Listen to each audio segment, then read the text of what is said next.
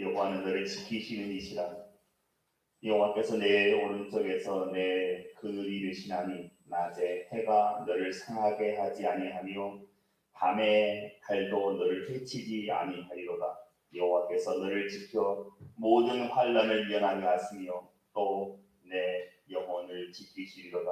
여호와께서 너의 출입을 지금부터 영원까지 지키시리로다. 아멘. 은혜로우신 하나님,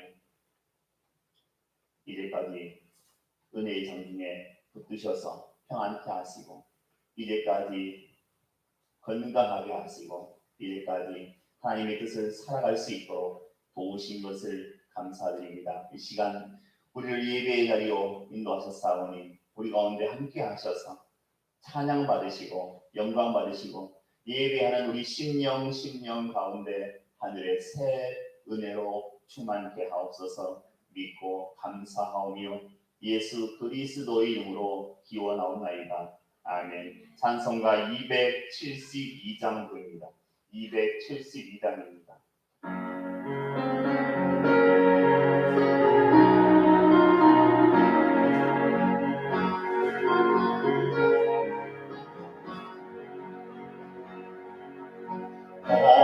몸에 벗으려고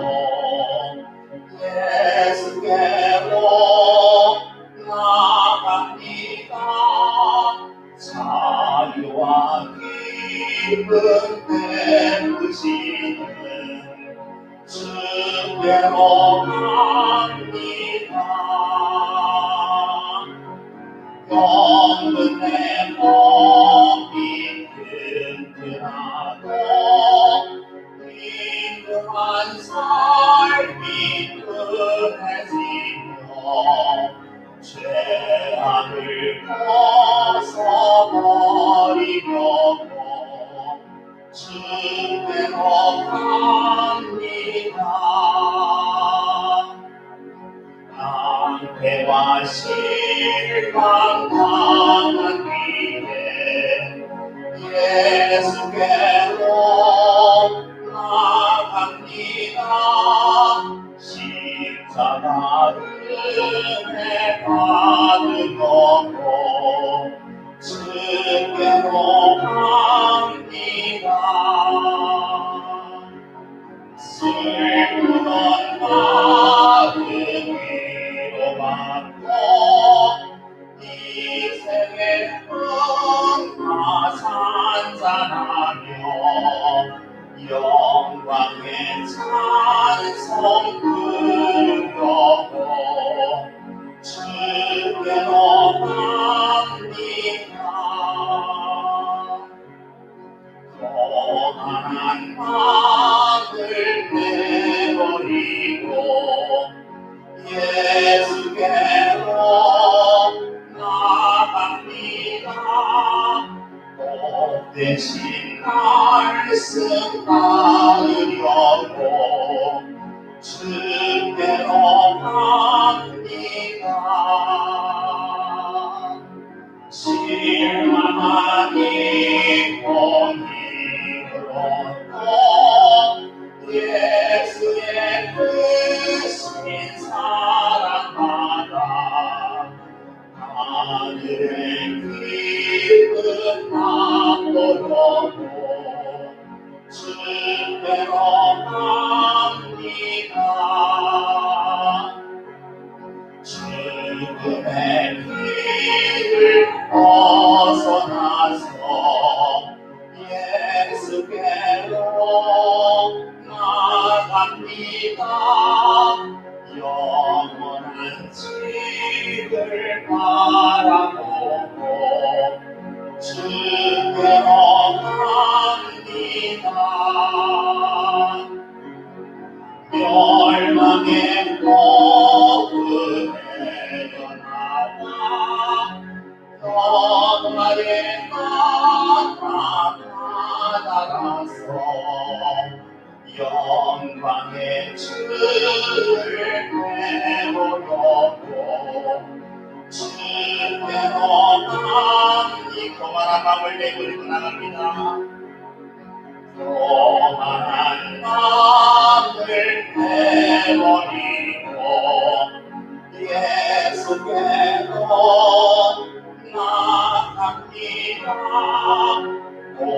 대신 말씀 따르려고 주께로 갑니다.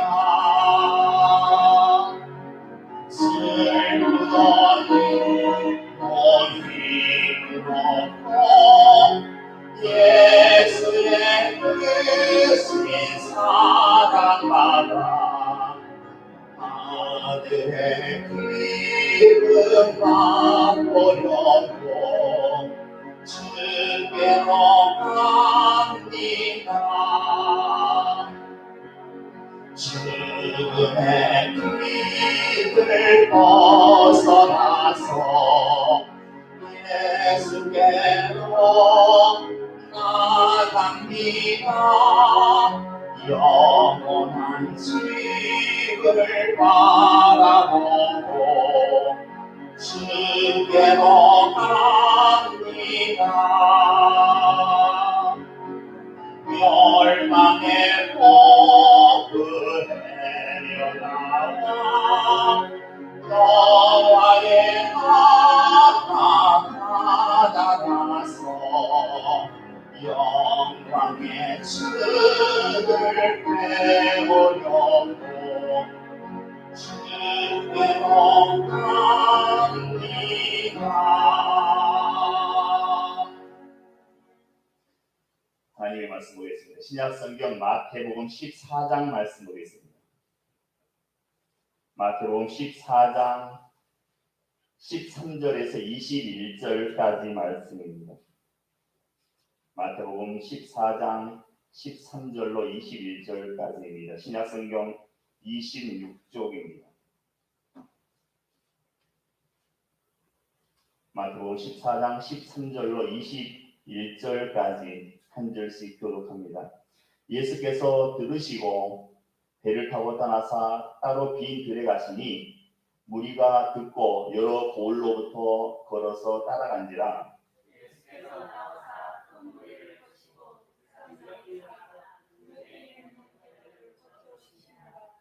저녁이 되매 제자들이 나와 이르되 이곳은 빈 들이요 때도 이미 저물었으니 무리를 보내어 마을에 들어가 먹을 것을 사 먹게 하소서.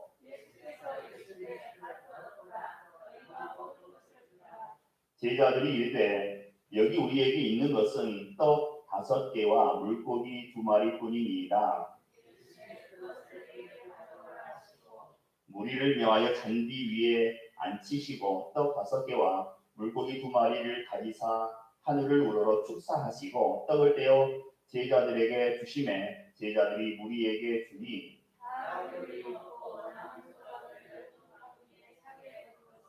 함께 읽겠습니다. 먹은 사람은 여자와 어린이 외에 5,000명이나 되었더라. 아멘.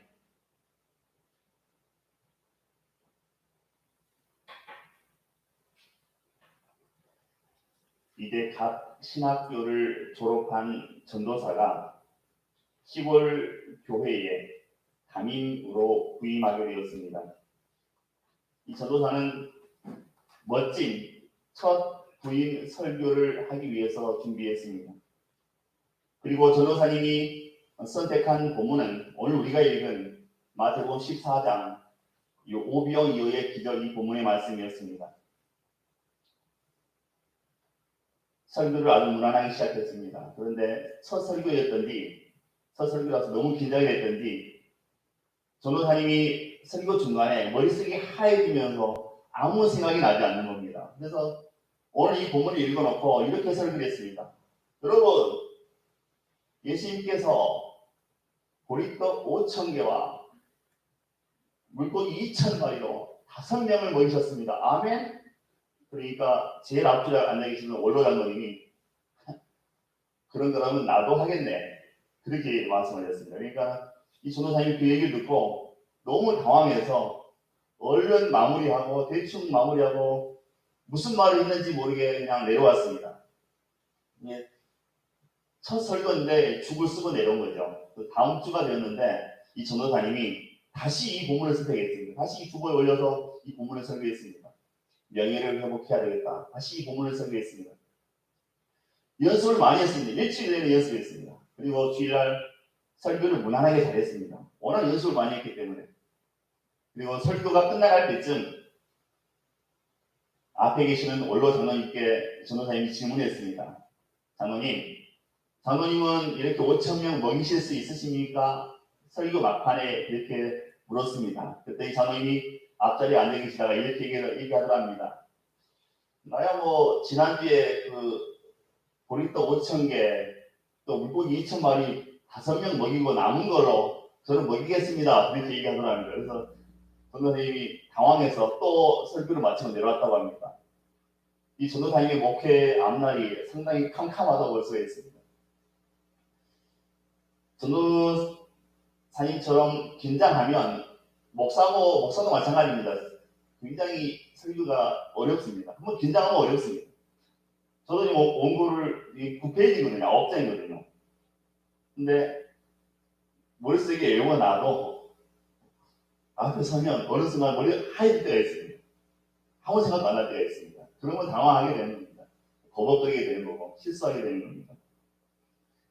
이 오늘 본문은 너무나 유명한 말씀입니다. 그리스도인이라면 누구나가 다 알고 있는 그런 본문의 말씀입니다. 본문에 보시면 예수님은 세례 요한이 순교했다는 말을 듣고 배를 타고 떠나서 따로 빈 들에 나가셨습니다. 그러다 이 소식을 전해들은 많은 사람들이 여러 고을로부터 걸어서 예수님 계신 곳에 따라갔습니다. 예수님은 그 사람들을 불쌍히 여기셔서 그 중에 있는 병자들을 다 고쳐주셨습니다. 저녁이 누웠을 때 제자들이 나와 예수님께 얘기합니다. 주님, 이곳은 빈 들이고 날도 저물었으니 무리를 보내어 마을에 들어가 먹을 것을 사 먹게 하십시오. 이렇게 말씀드렸습니다. 그런데 예수님은 제자들의 기대와는 달리 매우 뜻밖의 말씀을 하십니다. 갈 것 없다. 너희가 먹을 것을 주어라. 이렇게 예수님께서 말씀하셨습니다. 제자들은 깜짝 놀랐습니다. 당시 무리의 숫자는 남자만 해도 5,000명이었다고 기록하고 있습니다. 아마 여자와 어린아이를 포함하면 실제로는 10,000명이 넘었을 거라 그렇게 예상할 수 있습니다.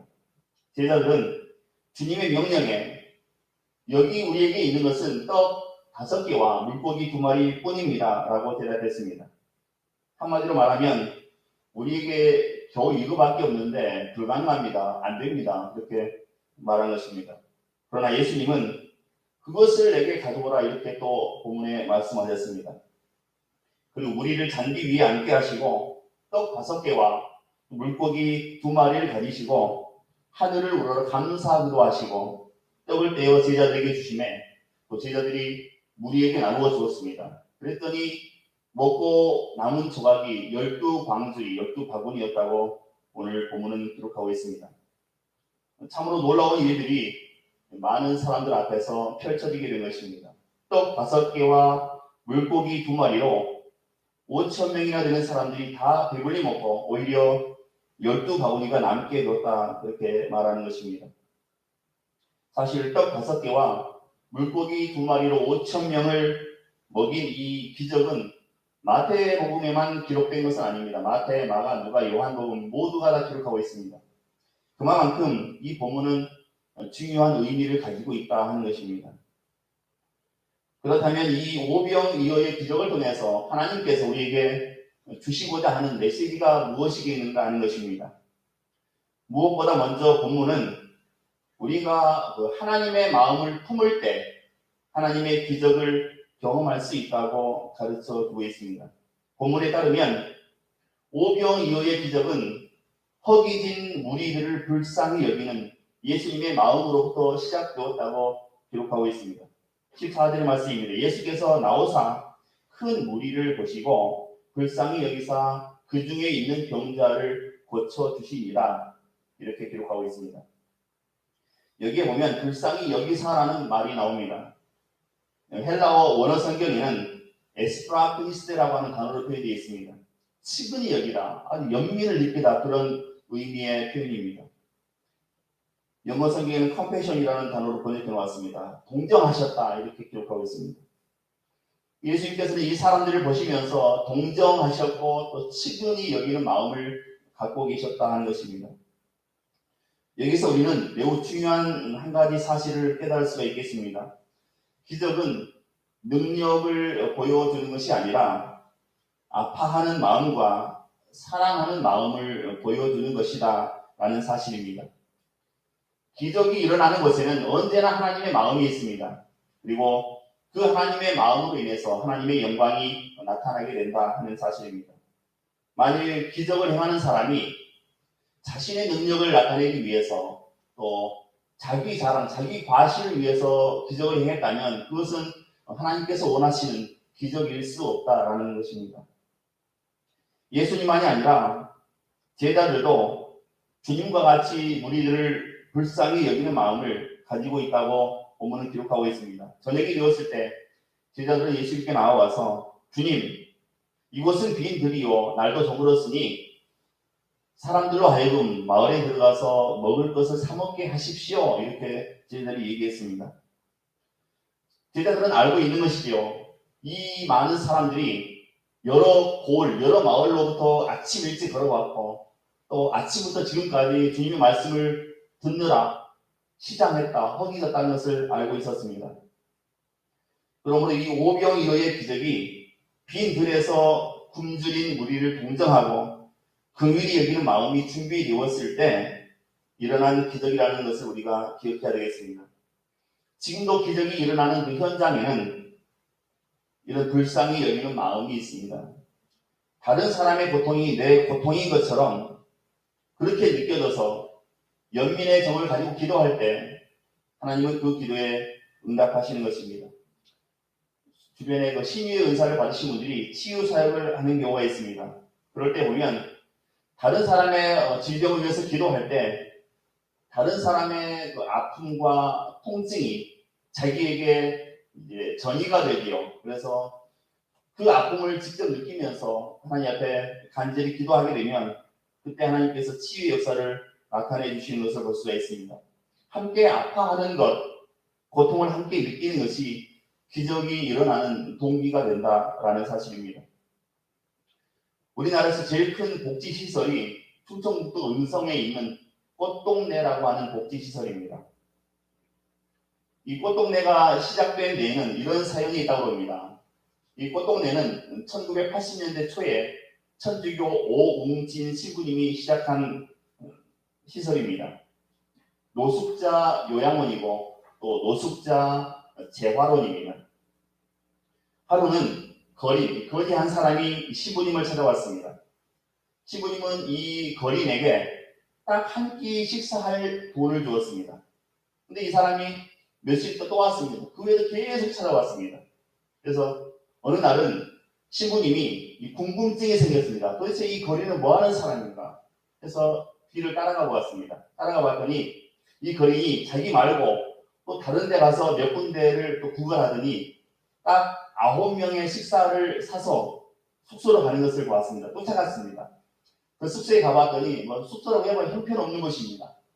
거기 가서 내다봤더니 9명이 누워있습니다. 이렇게 9명이 병자들이 누워있습니다. 그리고 자기에게 구걸에 갔던 이 거리인이 사온 음식을 다 이렇게 배식하는 걸 보았습니다. 그걸 보고 이 오웅진 신부님이 돌아왔습니다. 그 다음날 이 거리인이 다시 찾아왔습니다. 그래서 물었습니다. 당신도 몸이 성치 않은데 어떻게 그 9사람을 먹일 수 있습니까? 그랬더니 이 거린이 이렇게 얘기를 합니다. 저는 걸어 다닐 수가 있습니다. 하지만 보셨다시피 거기 누워있는 9사람은 움직일 수가 없습니다.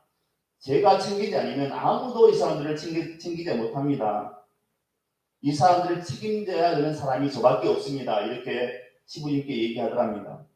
이 한마디에 시부님이 큰 충격을 받게 되었습니다. 그래서 시작된 것이 충북 음성에 있는 꽃동네라고 하는 우리나라 최대의 복지시설 노숙자 요양원이 시작되게 된 겁니다.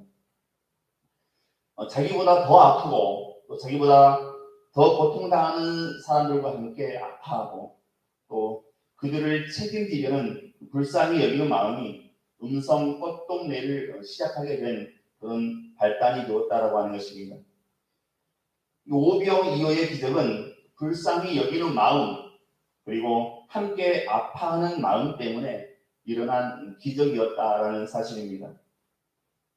오병 이어의 기적은 떡 5개와 물고기 2마리를 예수님께 드렸을 때 일어났습니다. 본문에 보시면 제자들이 무리를 보내서 마을에 보내서 먹을 것을 사 먹게 하십시오 라고 했을 때 우리 주님께서는 갈 것 없다. 너희가 먹을 것을 주어라 이렇게 말씀하셨습니다.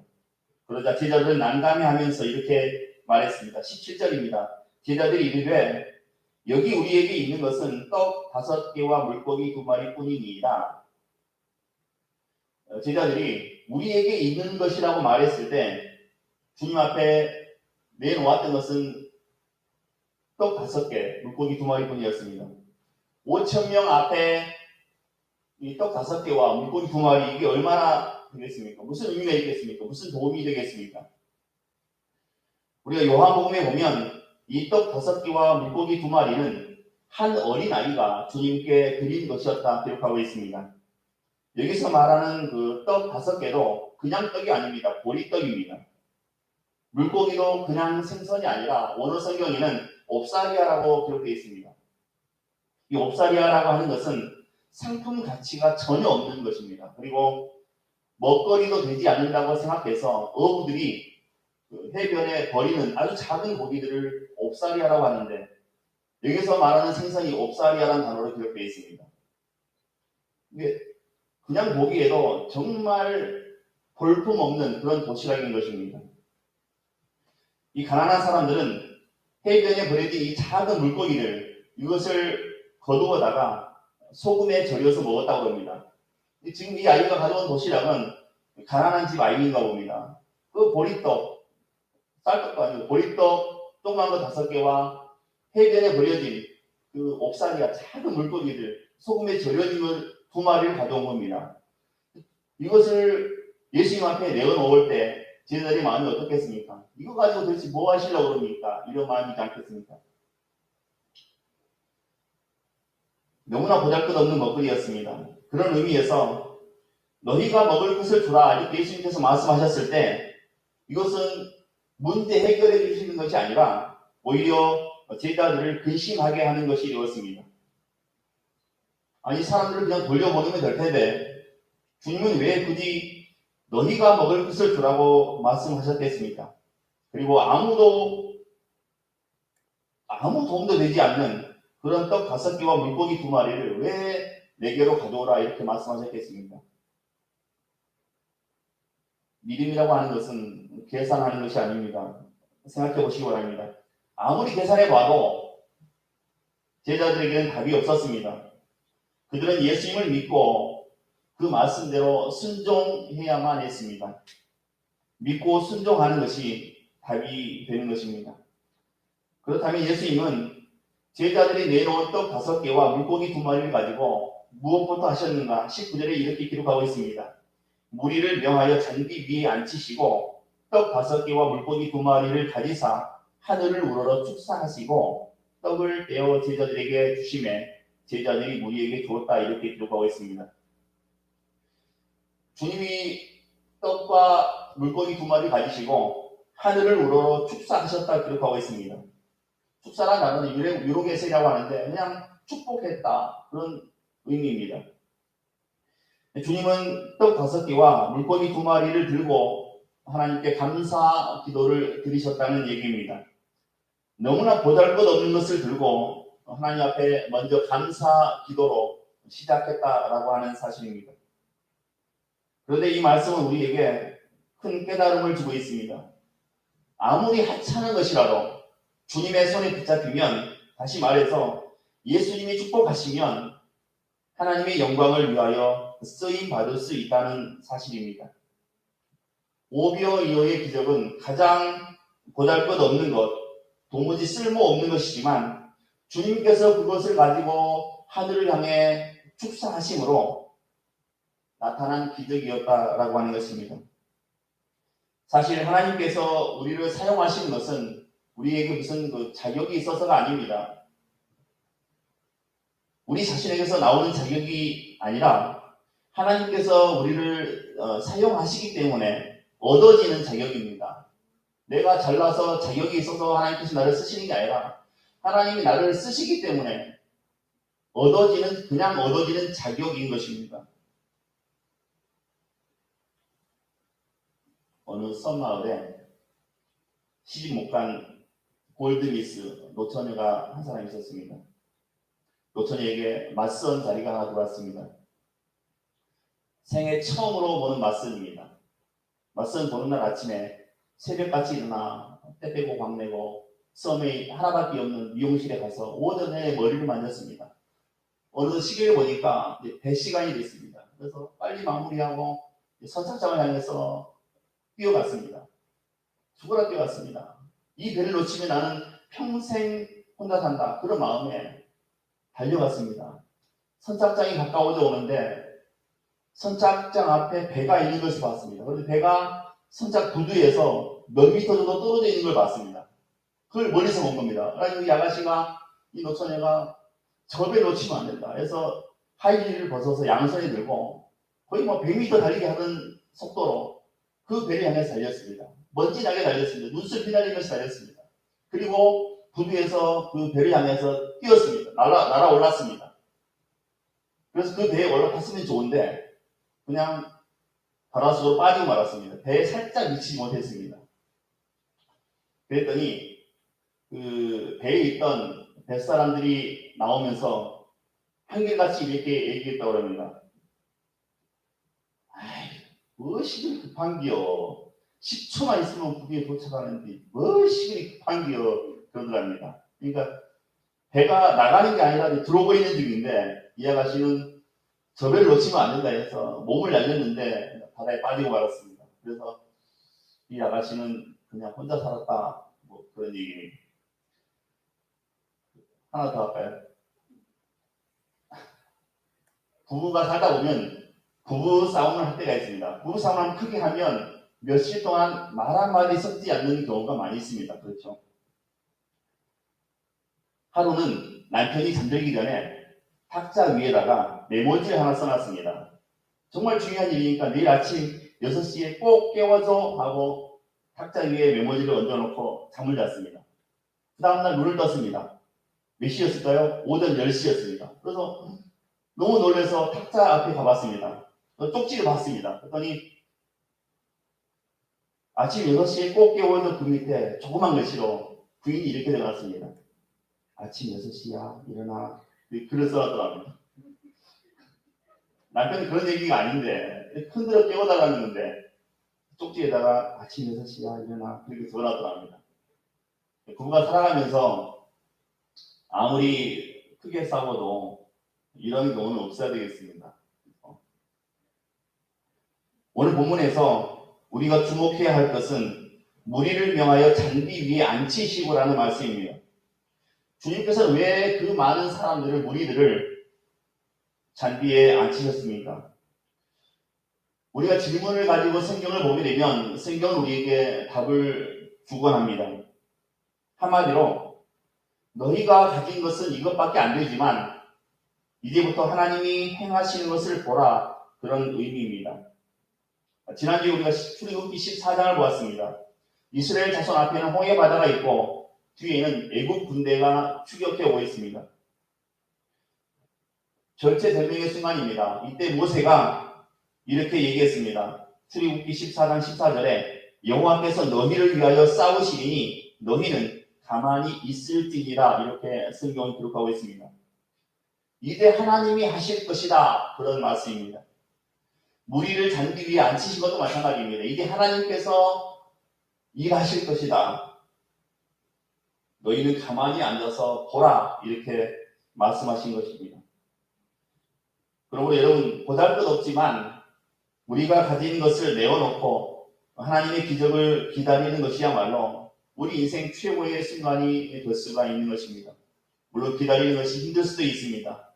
믿고 주님만 바라보는 시간이 길게 느껴질 수도 있습니다. 그러나 하나님은 약속하신 대로 반드시 이루시는 분입니다. 구약성경 열왕기하 4장 42절 44절에 보면 그 선지자 엘리사 얘기가 나옵니다.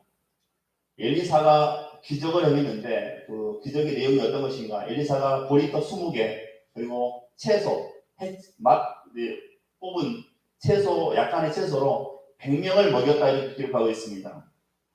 구약 시대의 오병이어의 기적이죠. 선지자 엘리사가 보리떡 조그만 거 20개와 밭에서 뽑은 채소 몇 개 갖다가 예수님처럼 축사하니까 100명이 먹었다고 이렇게 열왕기하 4장 42절로 이하에 기록되어 있습니다. 오늘 본문에도 5,000명이 먹고도 12광주리가 남는 그런 기적이 일어났습니다. 하나님의 손에 지극히 작은 것이라도 잡히는 날에는 사람이 상상할 수 없는 놀라운 일들이 일어나게 되는 것입니다. 문제는 우리에게 작은 것이 있다 할지라도 하나님께 맡기겠다는 적극적이고 긍정적인 믿음입니다. 오늘 우리들은 바로 이와 같은 믿음을 가져야 된다는 것입니다. 우리의 삶에 있어서 가장 중요한 것은 내가 아닙니다. 우리는 늘 착각합니다.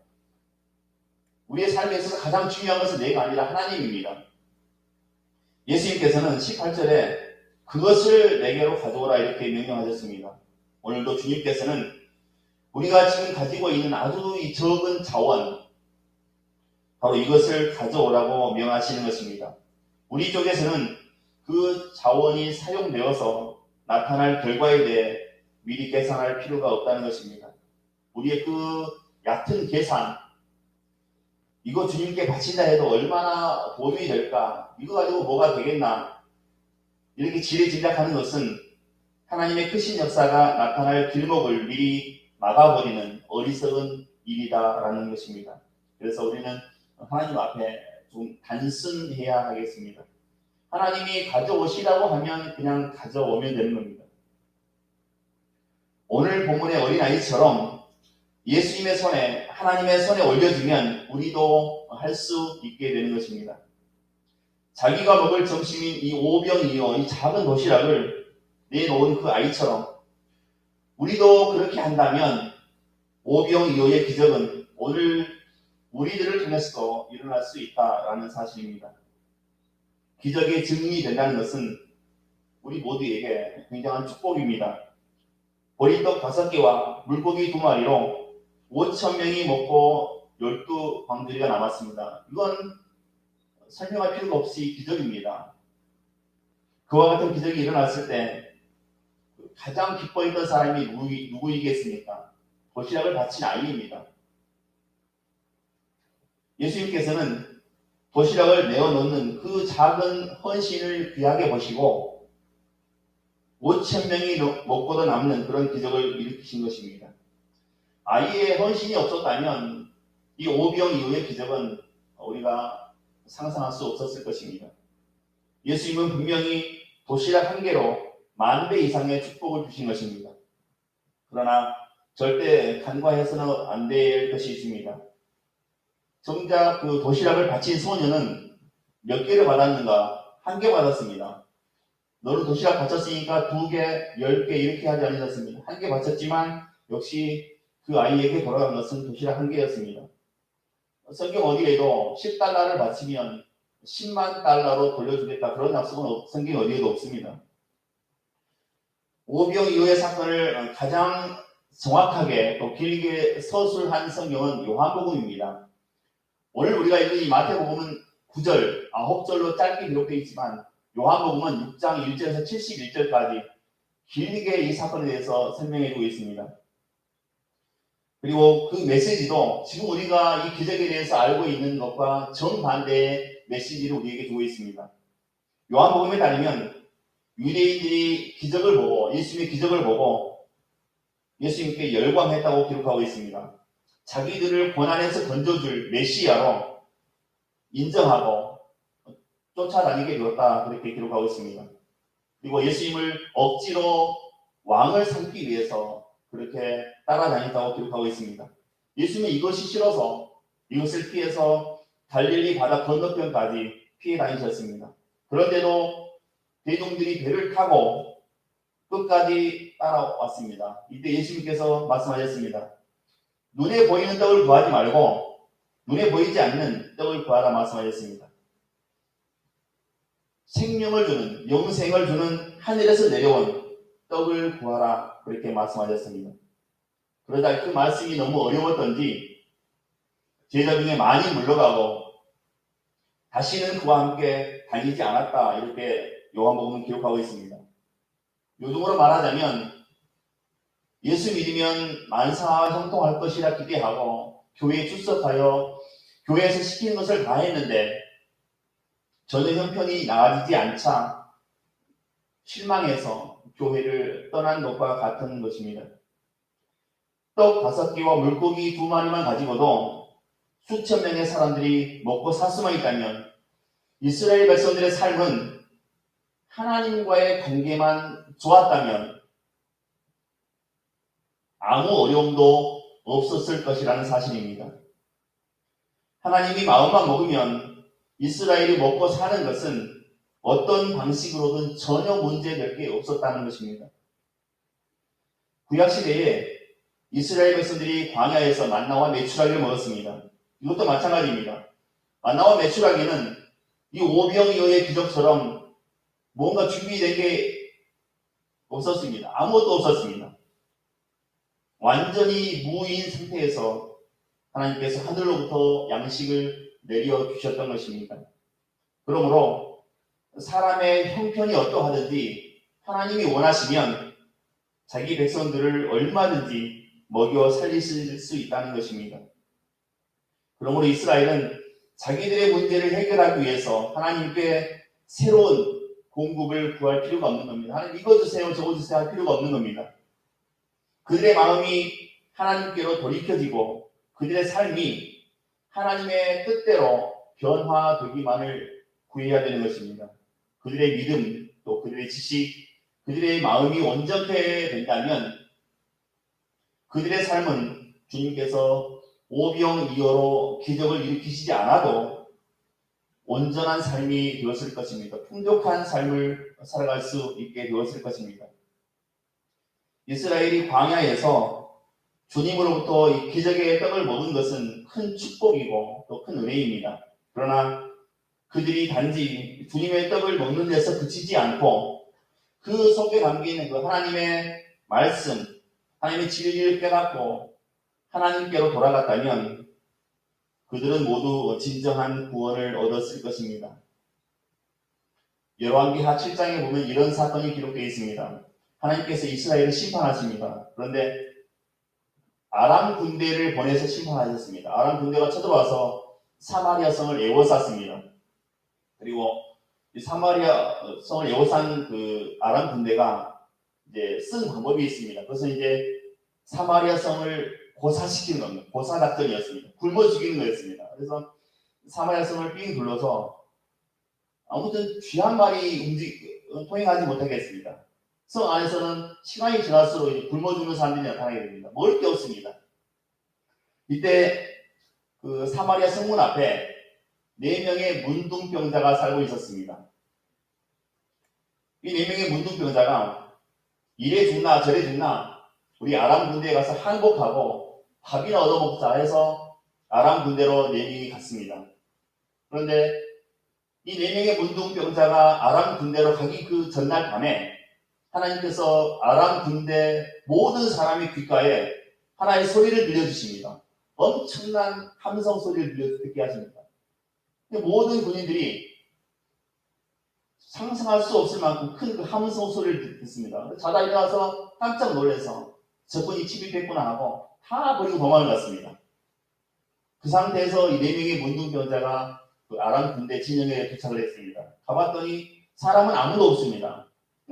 음식이 많이 있고 옷도 많이 있고 금덩어리도 많이 있고 이걸 발견합니다. 그래서 4명의 문둥병자가 실컷 먹고 이제 챙길 것 챙기고 앉아서 얘기합니다. 그때 하나님께서 이 4명의 문둥병자에게 깨달음을 주셨습니다. 그들의 얘기입니다. 저 성 안에는 우리 동족들이 굶어 죽어가고 있다. 우리는 이렇게 배불리 먹고 있는데 그들은 굶어 죽어가고 있다. 오늘은 생명의 소식이 있는 날이거늘 오늘은 사마리아 성을 살리는 하나님의 긍휼의 소식이 있는 날이거늘 우리가 여기서 더 지체하면 하나님의 벌이 우리에게 임할 것이다. 이런 깨달음을 네 명이 모두 받습니다. 그래서 벌떡 일어납니다. 그래서 사마리아 성에 가서 아람 군대는 없고 나와서 이제 노리학 하십시오 이렇게 보고를 하게 되는 겁니다. 사마리아 성 안에 있던 사람들은 하나님께서 이루신 이 기적을 듣지도 못했고 또 알지도 못했습니다. 이것을 전해주는 사람이 없어서 모두가 다 그 사마리아 성 안에 갇혀서 죽어가고 있었습니다.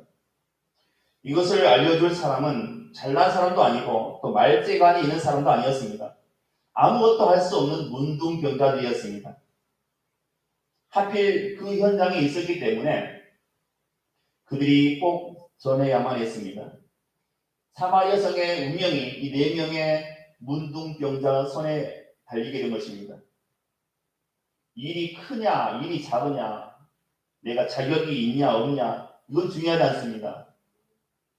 그 순간 그때 내가 순종하지 않으면 안 되는 일들이 있습니다. 어느 순간 내가 아니면 안 되는 일이 있습니다. 내가 순종하지 않으면 안 되는 일들이 있습니다.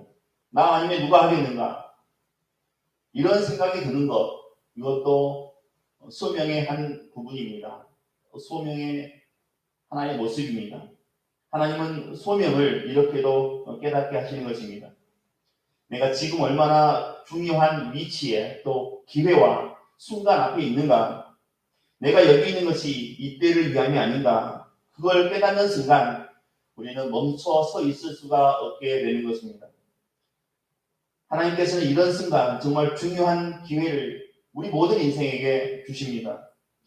하나님께서 그것을 깨닫게 하실 때 우리 인생은 불꽃이 피고 삶이 변화되는 놀라운 일이 우리 안에 일어나게 되는 것입니다. 오늘 주님은 제자들에게 너희가 먹을 것을 주라 이렇게 말씀하셨습니다. 주님은 제자들에게 배고픈 그 수천 명의 사람들을 책임지라고 하셨습니다.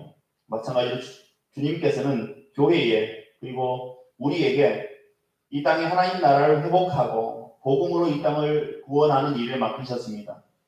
사실 열방과 모든 역사의 책임은 교회에 있다고 해도 과언이 아닙니다. 우리가 정치인이나 사회를 탓할 필요가 없습니다.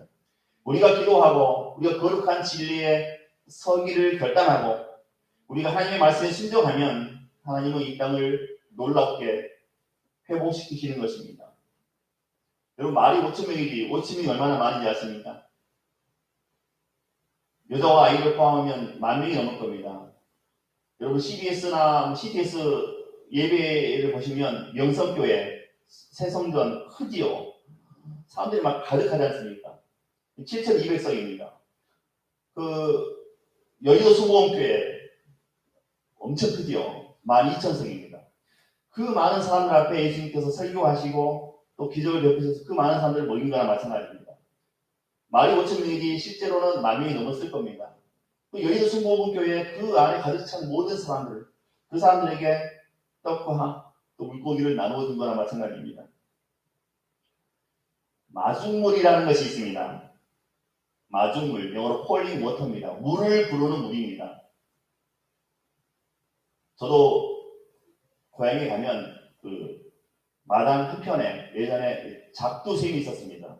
작두처럼 생겨서 작두샘이라고 그러는데 그걸 이렇게 아무리 펌프질해도 물이 안 나옵니다. 하지만 물 한 바가지 갖다가 붓고 펌프질하면 굉장히 신선한 지하수를 얼마든지 마실 수가 있습니다. 이건 마중물이라고 합니다. 마중물을 붓는 것은 손해일까요? 그렇지 않을까요? 손해가 아닙니다. 마중물을 붓는 것은 결코 손해가 아닙니다. 낭비도 아닙니다. 이 오병이어의 헌신은 바로 이 마중물인 것입니다. 하나님의 역사를 위해서는 마중물이 필요합니다. 우리가 믿음의 마중물을 주님께 드리면 주님께서는 세상이 필요로 하는 그 물이 한량없이 쏟아져 나오게 하시는 것입니다. 말씀 정리하겠습니다. 주님은 우리에게 마르지 않는 은혜의 샘물이 되시는 분이십니다. 오병이어의 기적은 마르지 않는 샘물이 되시는 그 주님과 또 마중물 역할이 되었던 어린아이의 헌신의 결과였다라는 것입니다. 또한 주님의 그 긍휼히 여기시는 마음이 오병이어 기적의 원동력이 되었던 것입니다. 그래서 우리도 주님을 본받아서 긍휼을 베푸는, 긍휼을 나타내는 삶을 살아가야 합니다. 그리고 이 이름 없는 어린아이처럼 우리 스스로가, 우리 한 사람 한 사람이 하나님의 기적에 마중물이 되는 그런 삶이 되어야겠습니다. 기도하겠습니다. 은혜로우신 하나님, 이 시간 우리에게 믿음을 더하여 주옵소서. 우리 일생을 살아가면서 늘 하나님의 말씀에 순종하게 하시고, 우리가 늘 주님의 기적에 마중물이 되는 귀한 도구가 될 수 있도록 늘 도우시고 축복해 주옵소서. 믿고 감사하며 예수 그리스도의 이름으로 기도하옵나이다. 아멘. 찬송가 부르겠습니다. 찬송가 456장 부르겠습니다.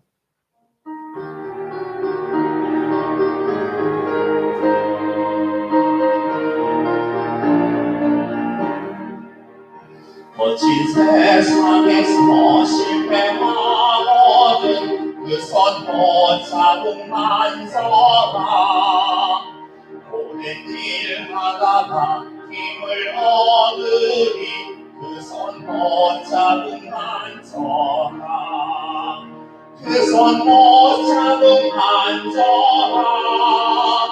그 손 못잡은 만서라. 주가 널 지키며 인도하시니 그 손 못잡은 만서라.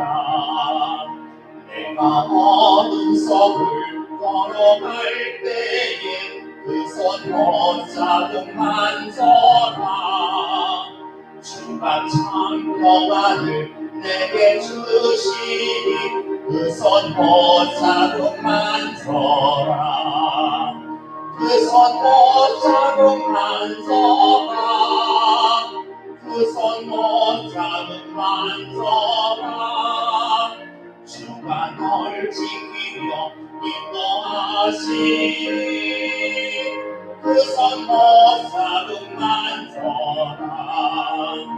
내가 그 안에서 나가려면 그 손 못잡은 만서라. 내가 주 안에서 길이 살리라. 그 손 못잡은 만서라. 그 손 못잡은 만서라. 그 손 못잡은 만서라. 주가 널 지키며 인도하시니 그 손 못잡은 만서라.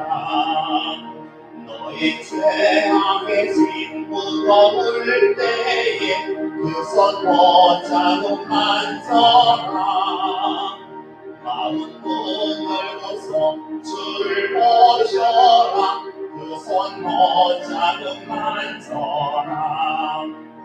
그 손 못잡은 만서라.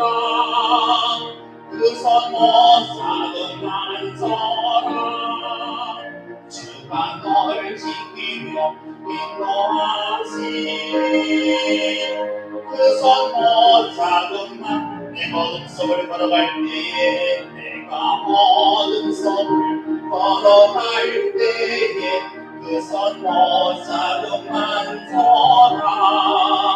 주가 참 평안을 내게 주시니 그 손 못잡은 만서라. 그 손 못잡은 만서라. 그 손 못잡은 만서라. 주가 널 지키며 인도하시니 그 손 못잡은 만서라. 내가 그 안에 주 따라가려면 그 손 못잡은 만서라. 내가 주 안에서 길이 살리라. 그 손 못잡은 만서라. 그 손 못잡은 만서라. 그 손 못잡은 만서라. 주가 널 지키며 인도하시니 그 손 못잡은 만서라. 만서라 너의 죄악의 심부러울 때에 그 손 못잡음 만서라 마음 문 열고서 주를 모셔라 그 손 못잡음 만서라 그 손 못잡음 만서라 그 손 못잡음 만서라 주가 너를 지키며 인도하시니 그 손 못잡음 만서라.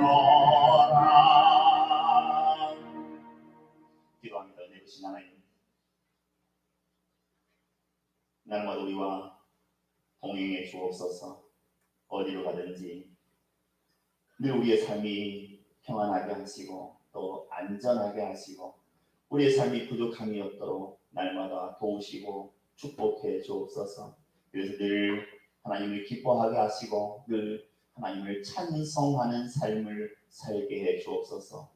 날마다 우리가 예수로 충만한 삶을 살아갈 수 있도록 날마다 도우시고 축복해 주옵소서. 우리 앞에 놓인 많은 문제들 하나님 아시오니 성령으로 역사하셔서 이제 우리의 모든 문제가 다 해결되게 하시고 우리 앞에 모든 어려움과 모든 문제가 아침 안개 사라지듯이 깨끗이 사라질 수 있도록 구름이 없어지듯이 깨끗이 없어질 수 있도록 성령으로 역사하시고 축복해 주옵소서. 날마다 하나님께 영광 돌리는 삶이 되게 해 주옵소서. 하나님, 이제 코로나 바이러스 이제 종식되게 하시고 많은 사람들 치유하셔서 다시 삶의 자리에 서게 하시고 다시 일상을 시작하게 하시고 다시 생업의 자리로 돌아갈 수 있도록 다시 예배의 자리로 나올 수 있도록 역사하시고 축복해 주옵소서.